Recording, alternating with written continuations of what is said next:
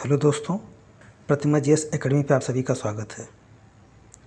दोस्तों, आज का प्रश्न है, भारत की पश्चिम की ओर देखो नीति के लिए उत्प्रेरक तत्व कौन से हैं। आप लोग लाइक करें, शेयर करें और जिन दोस्तों ने अभी तक हमारे चैनल को सब्सक्राइब नहीं किया है वो सब्सक्राइब कर लें। तो पश्चिम की ओर देखो नीति के कौन कौन से तत्व हैं, इस पर चर्चा करनी है। निकट पश्चिम में पाकिस्तान और सुदूर पश्चिम में अमेरिका पर अधिक फोकस के कारण मध्य पश्चिम यानी पश्चिम एशिया पर भारत कोई ठोस नीति विकसित करने में असफल रहा है। सर्वप्रथम 2005 में प्रधानमंत्री मनमोहन सिंह ने व्यापार एवं आर्थिक संबंध समिति की बैठक में पश्चिम की ओर देखो नीति के निर्माण का आह्वान किया था। यानी ध्यान रहे, जो पूर्व की ओर देखो की नीति जब लागू किया गया था उस समय मनमोहन सिंह जी भारत के वित्त मंत्री थे, और जब पश्चिम की ओर देखो नीति की बात देखी गई या शुरू किया गया तो उस समय 2005 में मनमोहन सिंह जी प्रधानमंत्री के पद पर आसीन थे। यानी दोनों स्थिति में, एक तरफ जब पूर्व की ओर देखो नीति लागू किया गया था तभी वित्त मंत्री की हैसियत से थे, और उसके बाद जब पश्चिम की ओर देखो नीति की बात आई तो ये प्रधानमंत्री थे। यानी दोनों में इनकी अहम भूमिका थी। वर्ष 2014 में मोदी सरकार द्वारा इस नीति के ठोस क्रियान्वयन की रूपरेखा तय की गई। भारत द्वारा इस नीति के प्रति उत्सुकता के अनेक उत्प्रेरक तत्व हैं। दोस्तों, ये प्रश्न मैं पीछे करा चुका था, लेकिन आज मैंने इसलिए फिर दोबारा इसी प्रश्न को इसलिए लिया है क्योंकि अभी हाल ही में जब हमारे यहाँ G20 सम्मेलन हुआ, G20 सम्मेलन में मोदी जी ने मध्य एशिया और साथ ही साथ यूरोप के जो आर्थिक कॉरिडोर बनाने की बात कही है, वो भी कहीं ना कहीं इस प्रश्न के आधार पर मेंशन करना आवश्यक हो जाता है, क्योंकि पश्चिम के तहत हमारे यहाँ मध्य एशिया भी और साथ ही साथ यूरोप हुआ या अन्य ऐसे देश जो कॉरिडोर से जुड़े हुए हैं और हमारे पश्चिम में हैं, उनका सबका कहीं ना कहीं इस प्रश्न से लेना देना है। जिस समय इस प्रश्न को मैंने लिखा था उस समय हमारे यहाँ G20 का जो सम्मेलन हुआ था और उसकी जो इकोनॉमिक कॉरिडोर बनाए जाने की बात मोदी जी ने कही है वो उस समय मेंशन नहीं था। लेकिन जब G20 सम्मेलन हुआ और नई दिल्ली घोषणा पत्र जारी किया गया तो उसके बाद में हमारे जो घोषणा पत्र है उसमें जो कॉरिडोर बनाए जाने की, मध्य एशिया और यूरोप की कॉरिडोर बनाए जाने की बात कही गई है।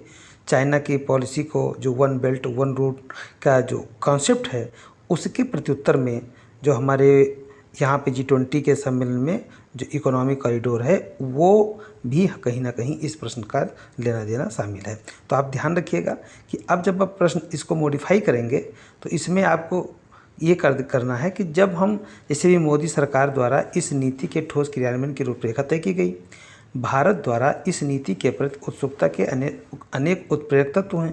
तो जितने पॉइंट मैं इसमें बता रहा हूँ, इसी में आपको एक बिंदु इकोनॉमिक कॉरिडोर का बढ़ा लेना है, और कहीं ना कहीं उस समय हो सकता है कि आने वाला जो एग्ज़ाम हो उसमें प्रश्न घुमा करके पूछ ले कि किस तरह से भारत ने जो मध्य एशिया और यूरोप के इकोनॉमिक कॉरिडोर बनाए जाने की घोषणा किया है उसमें अमेरिका भी शामिल है, जो कि अमेरिका का इस बेल्ट से सीधे तो नहीं लेकिन अप्रत्यक्ष रूप से उसका भी बहुत बड़ा योगदान होगा और बहुत बड़ा उसको भी लाभ होगा।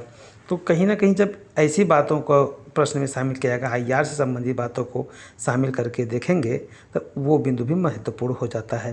जैसे क्वाड है तो क्वाड के रूप में हम पूरे चीज़ों को लेते हैं, जैसे भारत हो गया, जापान हो गया, अमेरिका हो गया, ऑस्ट्रेलिया हो गया।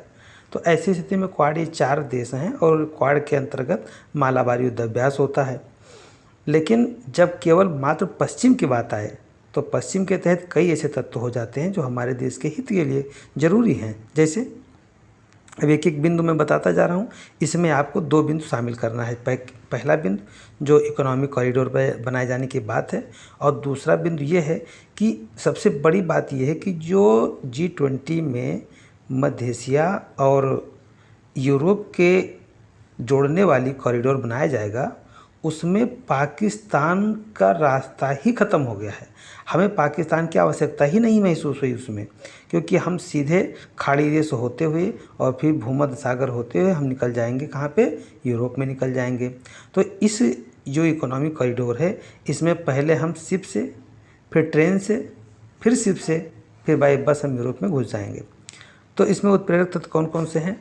भारत एवं पश्चिम एशिया के बीच समुन्नत ऐतिहासिक एवं सांस्कृतिक संबंध रहे हैं। सिंधु सभ्यता के दौरान भारत के मुख्य व्यापारिक साझेदार पश्चिम एशियाई देश थे। भारत पर सर्वाधिक विदेशी प्रभाव फारस का पड़ा था। हिंद महासागर में चीन के प्रसार को देखते हुए पश्चिम एशिया के तटीय देशों के साथ भारत के सुरक्षा संबंधों को मजबूती प्रदान करना एक अनिवार्य ज़रूरत है। भारत के पश्चिमी एशियाई देशों के बड़े हित जुड़े हैं। इस क्षेत्र में हम अपने गैस एवं तेल आपूर्ति का 2/3 हिस्सा प्राप्त करते हैं। अरब बसंत, मिस्र के जनांदोलन एवं इराक की घटनाओं को देखते हुए खाड़ी के देश भारत को पश्चिमी देशों से अधिक विश्वसनीय मध्यस्थता मानते हैं और इस क्षेत्र की सुरक्षा गारंटी की दिशा में भारत को कदम बढ़ाते हुए देखना चाहते हैं। जैसे एक बात और है, जो हिंद महासागर का, अरब सागर का भाग है, यहाँ पे समुद्री डकैत पहले बहुत हुआ करते थे। तो जो तटवर्ती देश हैं उनकी रक्षा भारत करता था, जो कि आज भी करता है। तो उन्हें एक बहुत आशा है कि हमारी अगर आवश्यकता कोई पड़ती है तो उसमें भारत बढ़ चढ़ करके हमारा साथ देगा और इसलिए वो भी भारत को बढ़ते हुए देखना चाहते हैं।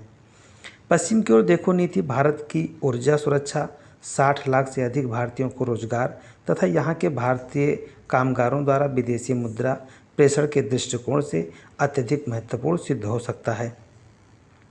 आतंकवाद पर अंकुश हेतु कूटनीतिक सफलता के दृष्टिकोण से पश्चिम एशिया के देशों के साथ संबंधों की प्रगाढ़ता खासी महत्वपूर्ण है। पुलवामा घटना के बाद संपन्न इस्लामिक सहयोग संगठन के बैठक में भारत को सम्मानित अतिथि के रूप में आमंत्रण और पश्चिम पाकिस्तान द्वारा बैठक का बहिष्कार इस क्षेत्र में भारत की बड़ी कूटनीतिक जीत है। भारत की पश्चिम की ओर देखो नीति से यह संभव हुआ है। इस क्षेत्र में भारत अपनी गुटनिरपेक्षता एवं धर्मनिरपेक्षता की नीति का उपयोग कर मुस्लिम, यहूदी, शिया, सुन्नी, फिलीपींस, इजराइल इत्यादि विवादों के समाधान में कूटनीतिक सफलता हासिल कर अपनी महत्ता स्थापित कर सकता है।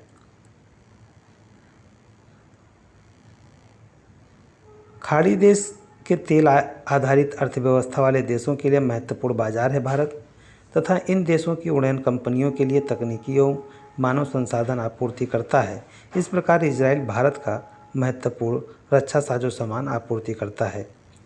बहुलतावाद एवं बहुसंस्कृतिवाद की संस्कृति भारतीय संविधान के मूल में है। हमारी कोई भी नीति इन मूल सिद्धांतों के विमुख नहीं हो सकती है। पश्चिम एशिया की जटिल सांस्कृतिक संरचना और इससे उद्भूत संघर्षों के समापन में भारत के पश्चिम की ओर देखो नीति सहायक सिद्ध हो सकती है। अब दोस्तों, इसमें आपको इतना करना है कि कंक्लूजन तो मैंने दे दिया है कि बीच में आपको इकोनॉमिक जो मिडिल ईस्ट और यूरोप के इकोनॉमिक कॉरिडोर भारत ने बनाए जाने की घोषणा किया है उसे आपको शामिल करना है और साथ ही साथ तत्कालिक रूप से जैसे जैसे कोई करंट में कोई ऐसे इवेंट आते हैं जो कि किसी पश्चिम एशिया से जोड़कर देखना है तो आप डालिएगा। धन्यवाद। जय हिंद, जय भारत।